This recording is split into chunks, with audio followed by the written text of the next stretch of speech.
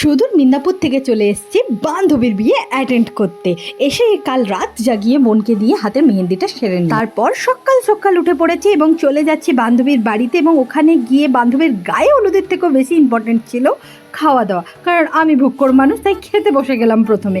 তারপর একটু রিলস করলাম। রিলস করার পর চলে এলো সেই বিশেষ মুহূর্ত, আমার বান্ধবীর গায়ে হলুদের মুহূর্ত। বান্ধবীর বিয়েতে গিয়ে বুঝলাম বিয়েবাড়ির রিচুয়ালসের থেকেও বেশি ইম্পর্টেন্ট ছিল এই ফটোগ্রাফার দাদার ফটো তোলা। এখানে হলুদ মেখে আমি একটু কেত মেরে নিলাম। তারপর ওরা চললো বান্ধবীকে স্নান করাতে, আর আমি বাড়ি এসে স্নান করে রেডি হতে গেলাম।